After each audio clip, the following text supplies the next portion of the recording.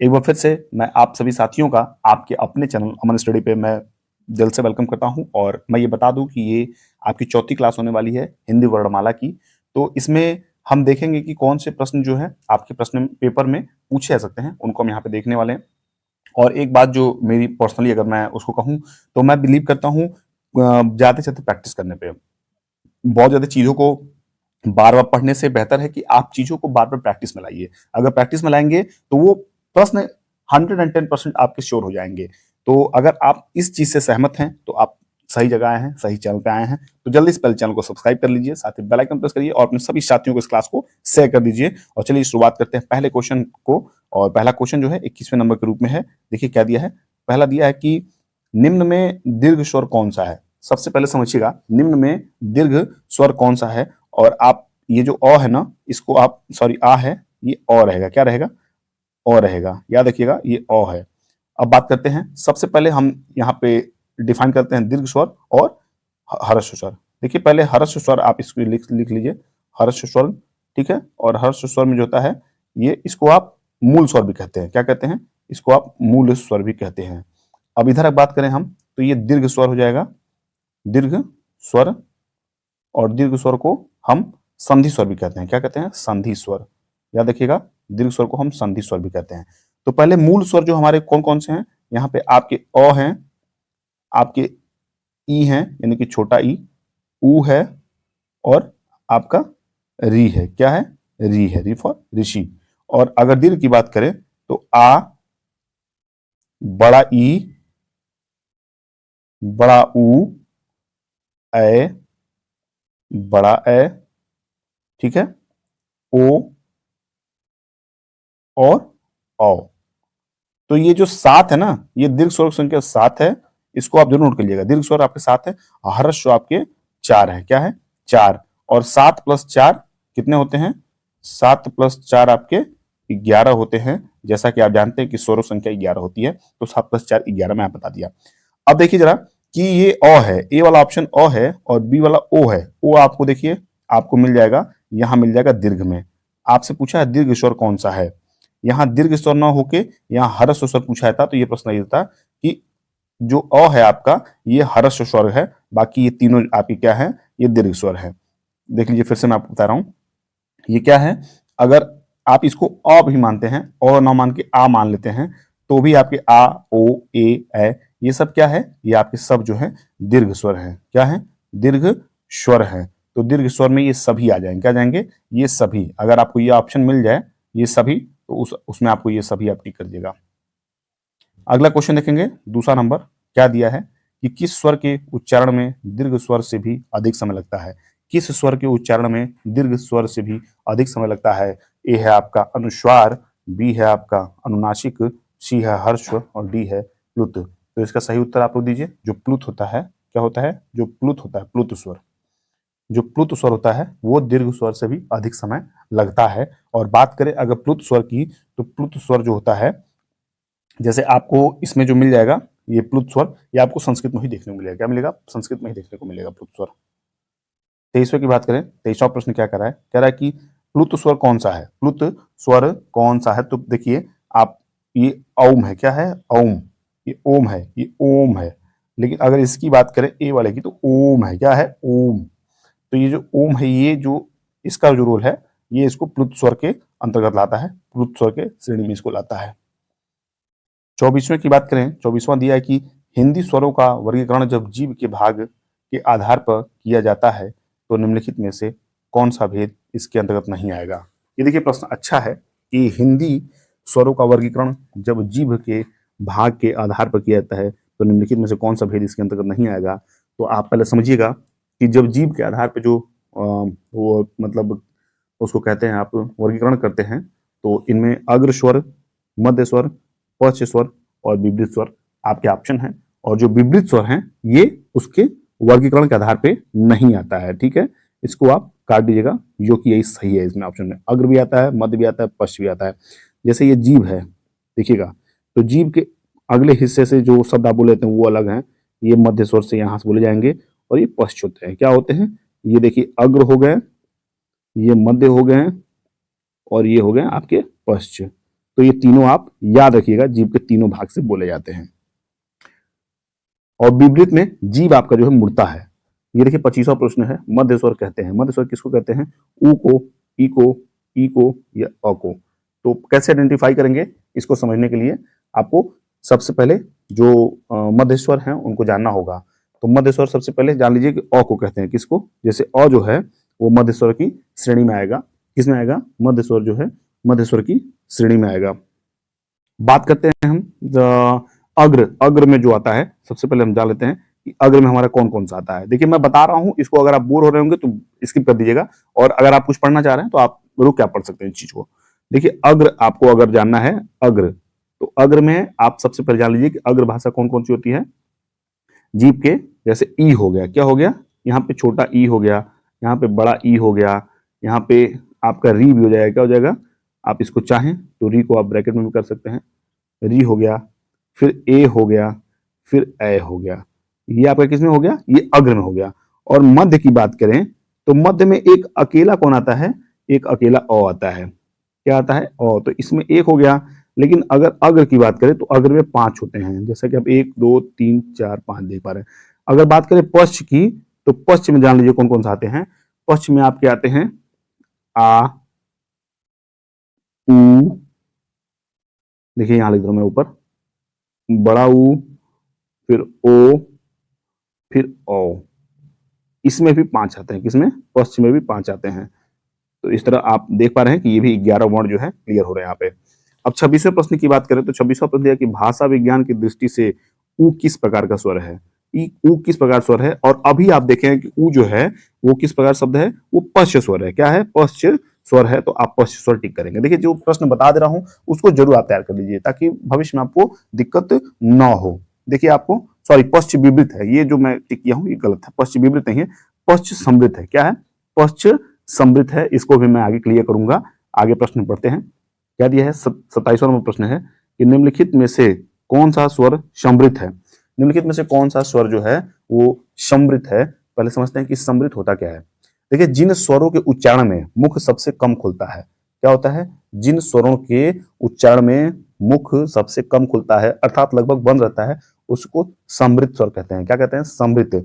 और समृद्ध में कौन कौन से आते हैं आप जान लीजिए। ई आता है, यहाँ बड़ा ई आता है, ऊ आता है, और ऊ आता है, और आपका री आता है। क्या आता है? री आता है। तो इनमें जब देखिए कि कौन सा स्वर समृद्ध है। समृद्ध इसमें देखिए ई है आपका, देखिए यहाँ पे ई है, आपको क्या मिल गया? ई। सी ऑप्शन आपका राइट हो जाएगा। इस तरह जब समझ के प्रश्न करेंगे तो करने में भी आसान रहेगी और समझने में भी आसान रहेगी। अब आपको दिया है कि अर्ध विवृत। क्या दिया है? अर्ध विवृत। पहले समझिएगा कि मुख के खुलने के आधार पे आपके 4 पार्ट्स होते हैं। कौन कौन से? कौन कौन से? समृद्ध, मैं लिख रहा हूं, देखिए समृद्ध, समृद्ध स्वर, ठीक है, विवृत स्वर, विवृत स्वर। तीसरा आपका आ जाएगा अर्ध समृद्ध। क्या आ जाएगा? अर्ध, देखिए अर्ध समृद्ध स्वर। क्या आ गया? अर्ध समृद्ध स्वर। और चौथा आपका आ जाएगा अर्ध विवृत स्वर, अर्ध विवृत स्वर। क्या ये अर्ध विवृत आ गया? समृद्ध, विवृत, अर्ध समृद्ध और अर्ध विवृत। 4 प्रकार के आ गए। मुख के खुलने के आधार पे ऐसे 4 भेद होते हैं। तो जो मैं आपको समृद्ध बता चुका हूं। और अगर विवृत की बात करें तो विवृत में एक अकेला क्या आता है? आ आता है। क्या आता है? आ आता है। तो इसको जरूर याद रखिएगा आप। आ गया। और फिर आप जब आएंगे, आपसे प्रश्न पूछा कि अर्ध विवृत, और अर्ध विवृत में कौन कौन से आते हैं, हम इसको यहाँ पे लिख दे रहे हैं, उनमें से आप देख के ऑप्शन को टिक करिएगा। अर्ध विवृत में आपका अ आएगा। क्या आएगा? अ आएगा, अ आएगा, और ओ आएगा, सॉरी अ आएगा। क्या आएगा? और अगर आप देखना चाहें तो यहाँ पे एक आ आता है। क्या आता है? आ, ऐसे वाला। तो ये 4 पार्ट जो हैं ये आपके अर्ध विवृत में आते हैं। और अर्ध विवृत में होता क्या है कि विवृत की तुलना में थोड़ा कम खुलता है, अर्थात जो मुंह होता है वो आधे से ज्यादा खुलता है। क्या होता है? आधे से ज्यादा खुलता है, उसको आप अर्ध विवृत कहते हैं। ये परिभाषा है, इसको आप चाहे तो नोट कर लें। और पूछा है अर्ध विवृत स्वर कौन से हैं, तो आप देखिए जरा, आप इसमें ऑप्शन मैच करिए, आपको ए मिल जाएगा। क्या मिल जाएगा? ए मिल जाएगा। तो ये राइट ऑप्शन आपका हो जाएगा। फिर बात करें 29वें प्रश्न की, तो 29वां प्रश्न दिया है कि स्वर ध्वनि के प्रकार हैं। स्वर ध्वनि के प्रकार कौन से हैं? तो ये आप सभी जानते हैं कि स्वर ध्वनि के प्रकार कौन कौन से हो जाएंगे। ऑप्शन में है आपका दीर्घ, प्लुत, ह्रस्व और उपरित तीनों। तो आप चुपचाप जो है वो उपरित तीनों आप टिक करेंगे, क्योंकि ह्रस्व, दीर्घ और प्लुत ये सभी स्वर के श्रेणी में आते हैं। क्या आते हैं? स्वर के श्रेणी में आते हैं। 30वें प्रश्न की बात करें तो 30वां दिया है कि हिंदी की अग्र अर्धवृत्ताकार समृद्ध स्वर ध्वनियां हैं। अब देखिए, कोई एक इनमें से ऐसा वर्ण है, एक ऐसा शब्द अक्षर है जो अग्र में भी आता है, अर्धवृत्ताकार में भी आता है, समृद्ध स्वर में भी। तो अगर आप समृद्ध स्वर भी पढ़ लिए मुझसे, तो आप समृद्ध स्वर के आधार पर आप इसको बता पाएंगे। तो सबसे पहले चलते हैं समृद्ध स्वर में। तो समृद्ध स्वर में आपने पढ़ा था छोटी ई, बड़ी ई, छोटा ऊ, बड़ा ऊ। तो देखिए, इनमें से जो मिल रही है वो ई मिल रही है। क्या मिल रही है? ई मिल रही है। तो अगर आप इतना भी कर पा रहे हैं तो ये बात मानिए कि आपसे ये क्वेश्चन गलत नहीं होगा। तो देखिए जरा, ई आपका आ जाएगा। ई क्या है? अर्धवृत्ताकार भी है। ई जो है आपका अग्र भी है। क्या है? अग्र, जैसा मैं बताया था। और समृद्ध स्वर भी है। तो तीनों को फॉलो कर रही है ई, इसलिए बी और राइट ऑप्शन हो जाएगा। 31वें प्रश्न की बात करें तो 31वां प्रश्न दिया है कि स्वरों के उच्चारण में लगने वाले समय को कहते हैं। स्वरों के उच्चारण में लगने वाले समय कहते हैं। ए है मात्रा, बी है अनुस्वार, सी ह्रस्व और डी है प्लुत।